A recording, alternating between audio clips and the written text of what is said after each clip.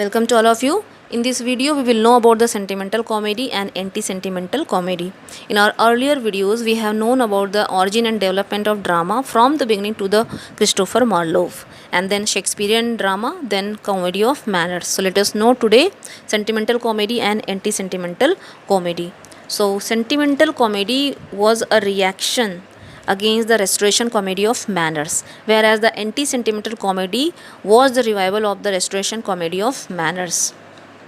So, the growth of sentimental comedy was the result of the feeling of revolution against the immoral tone of comedy of manners. But this sentimental comedy almost killed the spirit of laughter, gaiety, and the comic muse. Sentimental comedy was first written by Richard Steele and others and continued throughout the 18th century, setting a fashion which Goldsmith and Sheridan challenged. Richard Steele, born in 1672, died in 1729, published The Christian Hero in 1701, in which he first displayed his missionary and reforming spirit. In the same year, he produced his first comedy, The Funeral, in which, breaking away from the conventions of the Restoration drama, he tried to present virtue and vice in their true aspects. However, neither this nor his two next comedies, The Lying Lover, published in 1703, and The Tender Husband, published in 1705, proved very successful. His last comedy, The Conscious Lovers, based on the Andrea of Terence and embodying some of his views of social questions, was produced in 1722. In fact, the sentimental comedy or the drama of sensibility was a specific kind of drama in which, according to Goldsmith, the virtue of private life are exhibited rather than the vices exposed, and the distresses rather than the frailty of mankind. Such type of drama contains the characters, but both good and bad. Richard Steele gave the greatest impetus to the sentimental movement in the early 18th century. He believed in domestic happiness, he believed in faithful love, he believed in goodness of the human heart. This style of Steele's comedies progressed in the works of the dramatists of his period. It was so popular in those days that sentimental comedy in England influenced the French drama of the period, whereas the French sentimental comedy in its turn made the certain definite and significant sentimental contribution of their own. It is only because of this that Hugh Cales, the married philosopher, is regarded as the first adaptation of a French sentimental drama in English. It was the first attempt towards the serious comedy. Besides Hugh Kelly, there was another name in this field, Richard Cumberland. Like Hugh Kelly, he devoted his energies with unflagging zeal to the cause of sentimental drama. These two writers were contemporaries and companions of Oliver Goldsmith. Here, Richard Cumberland is famous for his West Indian, which he is basically a story of an inherently benevolent but rubbish youth. So, this spurious species of drama called the sentimental comedy remained popular for nearly half a century. During the next decade, many such transitional plays were written by Cibber and the other playwrights. Colley Cibber was born in 1671 and died in 1757, brought out his first play, Love's Last Ship, in 1696.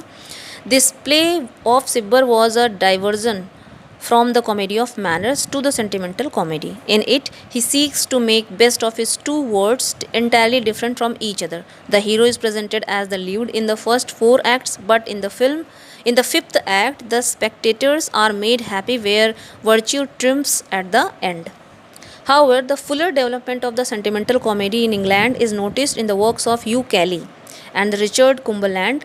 In Hugh Kelly's The School for Wives, published in 1773, seriousness takes place of laughter. Richard Cumberland wrote a number of sentimental comedies. The West Indian and The Brothers brings the best.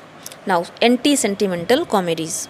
As a reaction against sentimental comedy, the types of comedy that emerged was known as anti-sentimental comedy. Its two great exponents were Goldsmith and Sheridan. Oliver Goldsmith, born in 1728 and died in 1774, published his essay Inquiry into State of Polite Learning, published in 1359. It was aimed at ridiculing the sentimental comedy. In 1768 appeared The Good-Natured Man, satirizing the style of Kelly, Cumberland and others. It was not a great success, but The She Stoops to Conquer or The Mistake of a Night, published in 1773, was a great success.